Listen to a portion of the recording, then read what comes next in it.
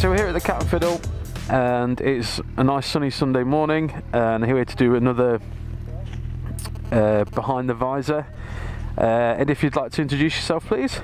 Print Ninja 88, Dan from Chester. I'm 28 years old. And what bike do you ride? 1998 gsxr, right behind you. Excellent. And what do you do for a living? I am a security officer. It's depressing. That's no other word for it. That explains the shifts. No, it's... Could you just give us a kind of a bit of a brief history about growing up or education, previous jobs that you've had and stuff? Well, it's not a varied history. Basically, growing up was very simple, very plain. Me and my brother and my mum. Education, went through high school to college, did IT in college, mainly because I didn't get into the army. Back in 2005, they changed all the rules for entry, like stipulations on health and well-being and everything. Because I had an operation when I was in the last year of primary school, I wasn't eligible, basically. Okay. Major kick in the nuts, but I got on with life. Went and did IT in college, didn't learn anything, so I already knew it. I'd been doing it for years with my granddad. Moved on from that. Basically, met me missus in the first year of college. Yeah. A couple of years later, we had our first son.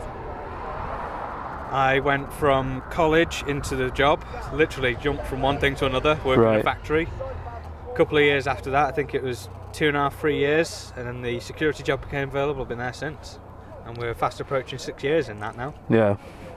Well, that's good. What's your first memory of a motorcycle? See, that's a difficult one. I don't have a specific first memory. I just, I have a lot of memories mixed together. Right. It's hard to pinpoint which was the first. It was an older bike, maybe 50s, 60s, cruiser style, and it just went past me really slow. Yeah. That's the one that sticks out in my mind as my first memory of a bike. So I just looked at it like, oh wow, that's nice.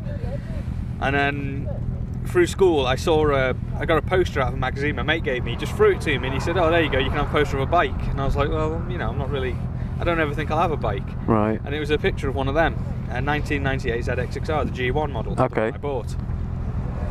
And I stuck it up on my wall for a little while, looked at it, I thought, you know what, if I ever do get a bike, it's going to be one of them. So and the story behind that bike is I was in a MOT centre getting my bike done. I had a Honda CG 125 back in the day. Oh, okay, yeah. And it was getting MOT'd, and I just leaned back and looked into their little showroom, and there was that bike sat there, cleaner obviously than it is now. But I just said, oh, how much is that? And they said, and I said, well, there's the deposit, I'll be back in a few days for it. Unfortunately, they delivered it to my house while my mum was home, and I wasn't. So of course, this big green and purple machine turns up on the driveway. She had kittens. I take it she didn't know it was coming then? She didn't know it was coming. I mean, I had a 125 and she was happy with that. She wasn't happy as such, but she accepted, and then suddenly I turned around and said, I've got a 600 now. What are your interests outside of biking? How rude. How very, very rude. Okay, interests outside of biking. Well, I do a lot of video gaming on computer. Yep. PC elitist, don't do consoles, never have.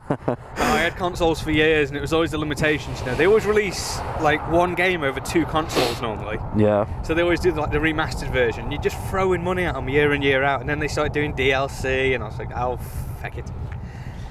That's a killer. That's what's really getting to me about games now. It's like, oh, we'll give you 40% of the game, and then we'll make you pay another 15 quid for the rest. Well, you're lucky if it's just 15 quid nowadays. I mean, Battlefield 1, for instance. Yeah. I was geared up for Battlefield 1. I've always played Battlefield since 1942 Vietnam onwards. I've been playing them for years. Battlefield 2 I spent a long time on. We'll not get into that. But yeah, I saw Battlefield 1, I thought I'm having that, and they said it's 40 quid for the base version. I was like, what? And then they were like, oh yeah, but you can buy the premium edition for like 75 quid, and that doesn't even include everything. You've got to pay extra for the little DLCs after that. You're like, nah, no thanks.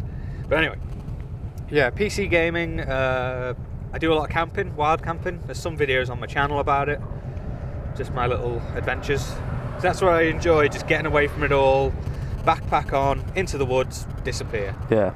It's really good fun. Other than that, I don't have any real hobbies, full-time dad and partner, so a lot of my other things are that. Do you have to you go camping with the family? Or is it more of a thing that you keep to yourself? We've tried. I mean, the missus really isn't into the idea of camping, and the little one, unfortunately, is autistic. So, although he gets the idea and he loves the idea of camping, once he falls asleep, he has night terrors and whatnot because of what's gone on through the day. Yeah, because unfamiliar. Up and it affects him in his sleep. So, the last time we tried, we actually did it in the back garden a couple of times just to see how he'd do. Right. Last time we tried, it was about 1:15 in the morning, and he started screaming. Yeah. In the tent, and I was like, "No, this ain't good enough." Yeah. It's not just for the sake of us. If people hear that, they'll think something's wrong and run in, and we don't want to concern people. Yeah. So it's best that we don't do it. Yeah. If you were to have a film of your life made, who would you like to play you? That's a depressing question. Oh, it's going to be a sad film. Wow, who would I choose to have play me? That's a difficult choice, sir. That is a difficult choice indeed. All my favourite actors are taller than me, so it wouldn't really work, because all of my problems in life have been short people problems. I think I'd be stuck with Danny DeVito, I think, if it was me. Well, his grumpy attitude would suit mine. I really don't know, it would suit me in a movie. It's a bit morbid, but if you were to have a song at your funeral, is there a particular one that you would have? Discussed this at length with somebody actually a while back about songs for funerals, and again it was one I couldn't make my mind up. It all depends on burial or cremation and what would offend the most people, basically. Right. Because me and my missus are very like-minded and we don't really care. Yeah. If one of us goes, it's going to be make a joke out of it, make fun, make the best of the situation, a bit of a party really. I don't actually know what song I'd have played though. I mean, choices. There's so many to choose from, isn't there? Yeah. And that is a question I wasn't prepared for. I've never actually given that thought. Being 28, you think you're immortal, don't you? Except when you fall off your bike standing still. No, I haven't got an answer for that one. All right. That's a difficult one to answer. Hopefully my questionnaire will help other people form an answer for that one ready for you. Yeah, I'd say I've kind of dropped it on you today because you caught me off guard with that one. I haven't really given that one much thought. Put two new ones in that no one's heard. Put two question in there. Do you have a claim to fame, or have you ever had 15 minutes of fame? No. Not at all. I am a nobody. I'm a background lurker. My life has been. I nearly did, and it wasn't really a claim to fame. I was meant to be in the newspaper when I was a lot younger, but clearly the newspaper editor looked at a couple of pictures of groups of children for the school picture, and he went, "Well, that fecker's ugly, let's not put him in." And they picked another picture, so I was just like, well, fuck off. No claim to fame, unfortunately. Living in the shadows. Oh, yes. What's your favourite part of biking? Favourite part of biking? Well, I've got to be honest, when I first started biking, it was literally means to an end. Started on a 100cc scooter, a Honda. That thing tried to kill me a couple of times, but that was necessity. Then I had the opportunity to get the 125 Honda CG. Again, it was necessity. I thought it's easier to commute on. But having done that and gotten into biking a bit deeper, the community is what I stay for. I mean, the riding is excellent, but it's the community aspect. Every biker that's seen me here today has nodded at me and just given me a look of, is he alright? And when I've gone, you alright? Yeah. Oh, he's fine, yeah, and moved on. You don't get that in any other group. You don't get that in car enthusiasts. You don't get that in cyclists. Maybe some, but not many. And, I love riding. I love getting into the corners. I love just getting out there on the bike. It's a good day out. Commuting's a pain in the hole, but means to an end again. Because it's much cheaper for me to run around on a motorbike to and from work, 15 minutes each way, than it is to take a car. Oh, of course, yeah. And plus traffic and whatnot. Yeah, if you've seen any of my videos, crossing the River Dee to where I work is a nightmare. Yeah. No smart ass remarks from me on why I got into biking. I was going to say pussy, but then Mrs. would see it and throttle me again. What is your least favourite part of biking? Cars. I was going to give a long-winded explanation. Some people already touched on this. Car safety, well, that's what I was going to say originally. Safety, car safety especially, is one of the biggest causes of traffic accidents, in my opinion. Right.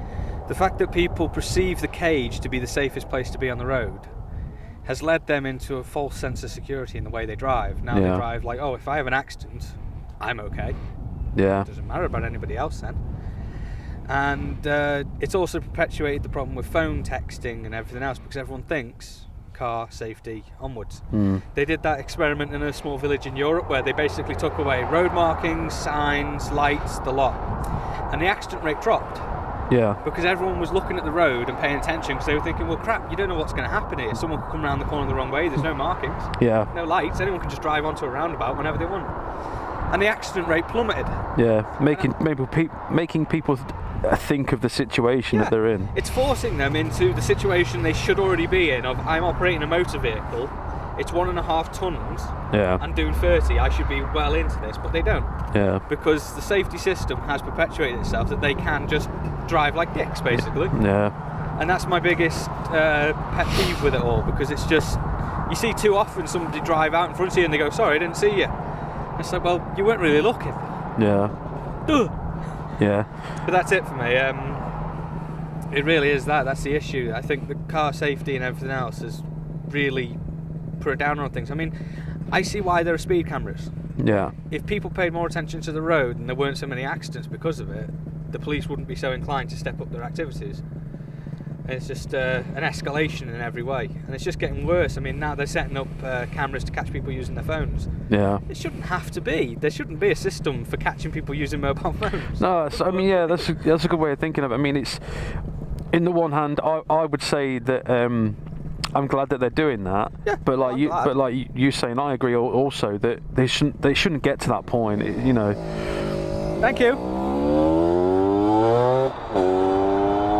Go on, son, give it the beans. Yeah, that's exactly my point. Yes, they're having to do it, but they shouldn't be. Yeah. The fact that people have this thought process, right, I'm operating a vehicle, but I've got time to look down, and the amount I've seen coming up here today, I mean, it's been quiet roads, but I've still seen people driving, looking into the laps. Yeah. And they did that thing in Australia. A load of people in the cinema, and they've set up a device that sends a text to everybody. Yeah. And basically everyone got the text at the same time, looked down, and when they looked back up the screen, the car was against a tree with a big hole in the windscreen. Oh, right. And it said, look what can happen. I've never seen that. It is quite... I might put a bank card in my hand on the leaf. I might put that in, actually, if I can find it. Find it and link it. Yeah. It's a really good piece, because it does shake you into think, because you're looking at it and you're like, okay, and then you go, yeah, okay. You look back up and you're hitting a tree, you're like, oh Christ, how did that happen? Yeah, Australia have got a long history of shocking adverts like that for road safety and stuff as well. It's needed. Yeah. I went on a driver awareness course a few years ago. This is a long question, I'm sorry. Driver awareness course, because they caught me speeding. Basically, brand new car, foot was on the gas a little too much. They caught me, they said, you were doing 34 and a 30. I went, you got me, I'm sorry, my fault. Yeah. They went, fine, or course. I went, course? Duh. Yeah. When I sat in that little porter cabin, they put the video on. I'll be honest, I felt like falling asleep. Yeah. It did not instill fear in me. It did not make me think, oh, maybe I shouldn't speed next time. The worst clip they had was a taxi in America that rolls over, and because the guy isn't wearing a seatbelt, he bounces around the inside of the car. Yeah. But the message was a bit twisted, because if he'd had his seatbelt on, the roof, when it caved in, when it rolled over, would have killed him. Yeah. Because he bounced, he didn't get killed. Yeah. I was like, well, that's not really an advert for seatbelt safety. Soft asses. And it didn't shock me in any way. I mean, since then I've watched one which is about texting and driving, two cars collide, there's a baby in the back of one of them. Yeah. Being a dad, completely me. I was in my chair, tears down my face. Oh, the baby! Yeah. Oh, what about the adults? Oh, fuck 'em. Oh, the baby! But that's what you need. Yeah. You need to shock people and say, look, that's the worst that can happen. Yeah. Because people just won't listen. They think they're right. They're ignorant. And you've just got to... Anyway, next question, because we could go on for days about this and ruin video. Final one. You've got all the money you could ever wish for, and you can buy 3 bikes. So money no option, 3 bikes that you'd have. I've had to sit and think about this one the longest, believe it or not. The one bike I would definitely get is a 1939 to 1940 BMW R71 or R75. All right, okay. Classic military bike. They're only about £30,000-40,000, but I was at a car show years and years ago. One of them went past me. There was tons of Harleys, like Harleys for days. There was a massive parade of them. I was like, all right, Harley. Yeah. And then this Beamer at the back on his own, and he had the German helmet, the uniform, and he just rolled past me so slow. I was like, yeah. And it was just the sound, and it's the you know, the engine type they used as opposed to the Harley. And I just watched it go past, and I was like, yeah, that's got a look to it. They're the opposed twins as well, are they? Yeah. Yeah. But it's that badass look, and I was like, yeah. I mean, obviously, with money no option, 3 bikes I'd have to get a Harley as well. Okay. To match, classic. Money no option, I suppose I'd go for something a little bit more modern, cruiser-ish. Yeah. But I'd definitely get the classic military bikes, because they will only escalate in value, and I've always wanted one. Yeah. It's just one of them things, you know, you look at one that's on its back, it's got no engine, no parts to it, it's just a frame, they want 12,000 for it. You're like, no, I haven't got money for that. Yeah. So yeah, there you go. Excellent. One interview completed. Yeah. So that was Dan's behind the visor interview. I have no more planned yet for the rest of the year, so if you'd like to do one, get in touch with me either through the Facebook page or direct messaging on YouTube or email, or the email which is in the description and probably on the screen now, and we'll sort something out. And that's it, guys. So until the next one that you see, ride safe, and I'll see you all again soon. See yous. Take it easy.